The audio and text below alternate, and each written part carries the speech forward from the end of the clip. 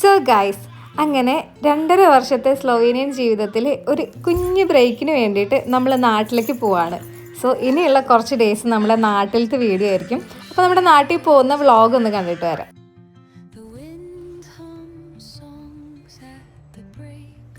അങ്ങനെ ഒരുപാട് നാളത്തെ പ്ലാനിങ്ങിനൊടുവിലാണ് നമ്മൾ ഈ ഡിസംബറിൽ നാട്ടിലേക്ക് പോവാം എന്ന് തീരുമാനിച്ചത് കേട്ടോ. എല്ലാവർക്കും അറിയാം ലുബ്ലിയാന എയർപോർട്ടിൻ്റെ ഒരു സിറ്റുവേഷൻ, അതുപോലെ തന്നെ അവിടുത്തെ ടിക്കറ്റ് പ്രൈസ്.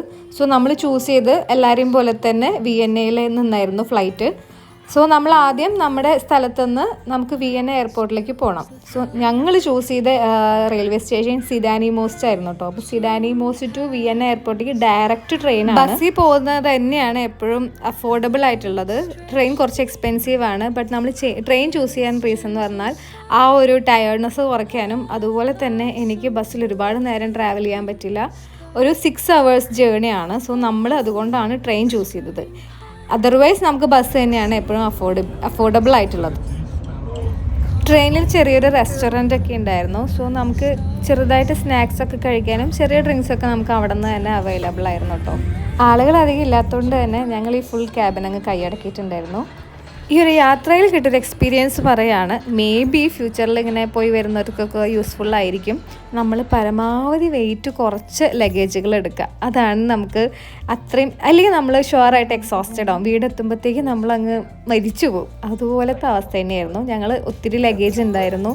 ഇതൊക്കെ ക്യാരി ചെയ്യാൻ ഭയങ്കര ബുദ്ധിമുട്ടായിരുന്നു. നമ്മൾ വിയന്നയിൽ നിന്ന് ഫ്ലൈറ്റ് ചൂസ് ചെയ്യുമ്പോൾ ഉള്ള ശ്രദ്ധിക്കേണ്ട ഒരു കാര്യം നമ്മൾ ലഗേജുകൾ കുറയ്ക്കുക എന്നുള്ളതാണ്. ഉറങ്ങിക്കിടക്കുന്നവരെ എഴുന്നേൽപ്പിക്കാൻ വേണ്ടിയിട്ടുള്ള ഒരു അനൗൺസ്മെന്റ് ആണ് കേട്ടോ അത്. നമ്മളെവിടത്തെ ഗോപിജി? നമ്മളങ്ങനെ ഓസ്ട്രേലിയ സ്ലോവേനിയയുടെ ബോർഡറിലാന്ന് തോന്നുന്നു. ചെക്കിങ് ഉണ്ടായിരുന്നു. ട്രെയിൻ ഇവിടെ നിർത്തിയിട്ടിരിക്കുകയാണ്.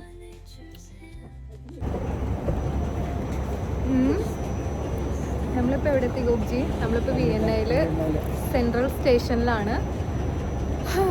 സോ 6 മണിക്കൂറത്തെ യാത്രയാണ് കേട്ടോ. നമ്മൾ ലുബ്ലിയാന ടു വിയന്ന 6 മണിക്കൂറത്തെ യാത്ര ബസ്സിലെ പോലെ തന്നെ. അങ്ങനെ ഫൈനലി നമ്മളിവിടെ എത്തി. പക്ഷേ ഡയറക്റ്റ് ട്രെയിനാണ്. ഭയങ്കര കംഫർട്ടബിൾ ആയിരുന്നു, കുഴപ്പമില്ല, സെറ്റായിരുന്നു. നമ്മൾ വന്ന ട്രെയിൻ കൺട്രി ബോർഡറിൽ ചെക്കിങ് ഉണ്ടായിരിക്കും. അതായത് ഞങ്ങൾക്ക് സ്ലോവേനിയൻ പോലീസിൻ്റെ ചെക്കിങ് ഉണ്ടായിരുന്നുള്ളൂ. ഓസ്ട്രിയൻ പോലീസ് ഞങ്ങളെ മൈൻഡ് ചെയ്തില്ല, അവരങ്ങനെ പോവായിരുന്നു. സോ അതിൻ്റെ ചെക്കിങ് ഉണ്ടായിരുന്നില്ല. ആസ് യൂഷ്വൽ എല്ലാ കൺട്രി ബോർഡറിലും അവരുടെ പോലീസ്, അവരുടെ അതോറിറ്റിയുടെ ചെക്കിങ് എന്തായാലും ഉണ്ടായിരിക്കും. അപ്പോൾ പാസ്പോർട്ട് ആൻഡ് വിസ നമ്മൾ മസ്റ്റായിട്ട് പെട്ടെന്ന് എടുക്കാൻ പാകത്തിന് എടുത്തു വയ്ക്കാം.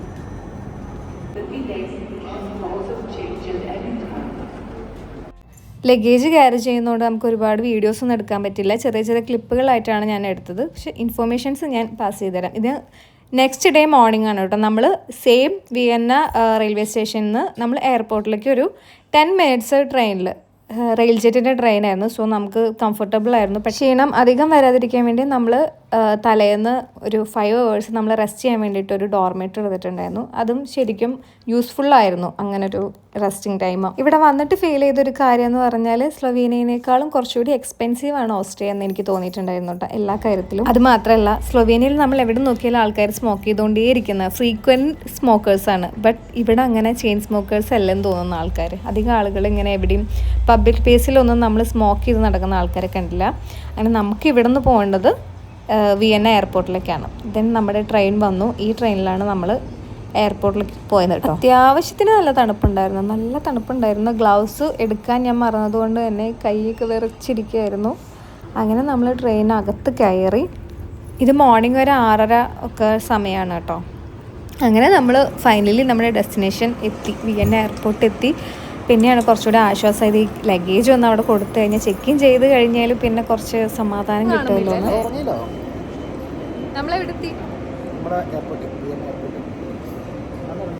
ചെക്കിങ് ടൈം ഒരു 7:50 എന്തോ ആയിരുന്നു. സോ നമ്മളപ്പം ഒന്ന് റെസ്റ്റിങ് എവിടെയെങ്കിലും ഒന്ന് ചെന്ന് ഇരിക്കാമെന്നൊക്കെ കരുതി നമ്മൾ ചുമ്മാ എയർപോർട്ടൊക്കെ ഒന്ന് ചുറ്റിക്കണ്ട് കവർ ചെയ്തു. നമ്മുടെ ടെർമിനലൊക്കെ നമ്മൾ കണ്ടെത്തി. സോ ഇതാണ് വിയന്ന എയർപോർട്ടിൻ്റെ ഒരു മുകളിൽ നിന്നുള്ളൊരു ലുക്ക്. താഴെ ആൾക്കാർ, അറൈവലിൻ്റെ അവിടെ ആൾക്കാർ ഇങ്ങനെ പലർക്കും വേണ്ടി കാട് പിടിച്ച് വെയിറ്റ് ചെയ്യുക. ഇതിനിടയ്ക്ക് നമ്മൾ കോഫി കുടിക്കാൻ വേണ്ടിയിട്ട് ഒരു റെസ്റ്റോറൻറ്റിൽ കയറിയായിരുന്നു കേട്ടോ. ബട്ട് അത് ഞാൻ വീഡിയോ ഒന്നും എടുത്തില്ല. ദെൻ നമ്മൾ അവിടെ നിന്ന് നേരെ ചെക്കിങ് ടൈം ആയപ്പോൾ നമ്മൾ ചെക്കിങ് ചെയ്യാൻ പോയി. ഫ്രം മൈ എക്സ്പീരിയൻസ് ഇന്ത്യയിലാണെന്ന് തോന്നുന്നു ഏറ്റവും കൂടുതൽ സെക്യൂരിറ്റി, ഇത്രയധികം പ്രോസസ്സുകൾ. നമ്മൾ ഇന്ത്യക്കാരായിട്ട് പോലും നമ്മളെ ഇങ്ങനെ വലയ്ക്കും അവർ. ഇവിടെ നമ്മുടെ ഹാൻഡ് ബാഗ് പോലും വെയിറ്റ് ചെക്ക് ചെയ്തില്ല, ജസ്റ്റ് എല്ലാം കൂളായിരുന്നു. ഭയങ്കര പങ്ക്ച്വലായിരുന്നു, സ്പീഡപ്പായിരുന്നു കാര്യങ്ങൾ. നമുക്ക് എയർപോർട്ടിൽ ഒരുപാട് ടൈം കിട്ടുമ്പോൾ ഇതാണ് പ്രശ്നം, നമ്മൾ എല്ലായിടത്തും കയറി ഒരുപാട് എക്സ്പെൻസീവ് ആവും നമ്മൾ. പിന്നെ ബോർഡിംഗ് ടൈം വരെ നമ്മൾ ഡ്യൂട്ടി ഫ്രീ ഷോപ്പിലൊക്കെ ആയിരുന്നു. അങ്ങനെ ഇതാണ് നമ്മുടെ ഫ്ലൈറ്റ്, E377 ഐ തിങ്ക് അതാന്ന് തോന്നുന്നു.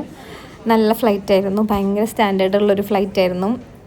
I am very satisfied. അവരുടെ സർവീസും നല്ലതായിരുന്നു, ഫുഡും നല്ലതായിരുന്നു. ഓവറോൾ പെർഫെക്റ്റ്, എനിക്ക് അങ്ങനെയാണ് ഫീൽ ചെയ്തത്. നമ്മളപ്പം നാട്ടിലോട്ട് സ്ലൊവേനിയയിൽ നിന്നൊക്കെ വരുന്ന ആൾക്കാരൊക്കെ ആണെന്നുണ്ടെങ്കിൽ നിങ്ങൾ വിയന്ന എയർപോർട്ട് ചൂസ് ചെയ്തിട്ടുണ്ടെങ്കിൽ ഞാൻ പ്രിഫർ ചെയ്യും. I will prefer. എനിക്ക് എത്തിഹാദ് ഭയങ്കര നല്ലൊരു സർവീസാണ് തോന്നിയത്, നല്ല പക്കയായിട്ട് തോന്നി. അപ്പം ഞാൻ പ്രിഫർ ചെയ്യുന്നു എത്തിഹാദ് ഓർ എമിറേറ്റ്സ്, നല്ലതായിരിക്കും. അങ്ങനെ നമ്മൾ സീറ്റൊക്കെ കണ്ടുപിടിച്ച് നമ്മൾ ഒന്ന് ഇരുന്ന് ഒരു 5 മണിക്കൂറിൻ്റെ ട്രാവലിംഗ് ടൈം ഉണ്ട്. അപ്പം നമ്മൾ അത്രയും സമയം ഈ ഫ്ലൈറ്റിനകത്ത് ഈ ഒരു സീറ്റ്, നമ്മൾ എക്കണോമി ആണല്ലോ, അപ്പം സീറ്റിനകത്ത് നമ്മൾ അഡ്ജസ്റ്റ് ചെയ്തിരിക്കണം.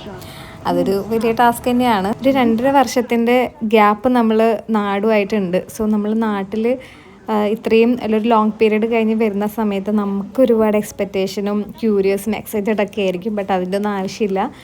വെതർ ഭയങ്കര സീനായിരുന്നു, ചൂടാണ് ഇവിടെ. സോ അത് ഭയങ്കര ടാസ്ക് ആയിരുന്നു. ഉറക്കം ശരിയാവുന്നില്ല, ഫുഡ് ശരിയാവുന്നില്ല. ഞാൻ എക്സ്പെക്റ്റ് ചെയ്ത ഒരു അറ്റ്മോസ്ഫിയറേ അല്ലായിരുന്നു നാട്ടിൽ. അപ്പം ഇതായിട്ട് അഡ്ജസ്റ്റ് ചെയ്യണമെങ്കിൽ എനിക്ക് തോന്നുന്നു മിനിമം ഒരു 1 വീക്കൊക്കെ വേണ്ടി വരും. നമ്മളിവിടുത്തെ ഒരു വെതറൊക്കെ ആയി ഒന്ന് സെറ്റ് ആവണമെങ്കിൽ. അതായത് നമ്മൾ അവിടെ നിന്ന് അബുദാബിയാണ് നമ്മുടെ ലെയർ. നമ്മൾ അബുദാബിയിലെത്തി. അന്ന് അവിടെ എന്തോ നാഷണൽ ഡേ എന്തോ ആയിരുന്നു എന്ന് തോന്നുന്നു. അവിടെ എന്തൊക്കെയോ പരിപാടികളുണ്ടായി. കിട്ടിയ ഒരു 1 അവറിൽ നമ്മൾ പെട്ടെന്ന് തന്നെ ഡ്യൂട്ടി ഫ്രീ ഷോപ്പിലൊക്കെ കയറി അവിടെ നിന്നും കുറച്ച് പർച്ചേസൊക്കെ ചെയ്തിട്ടാണ് പോയത്.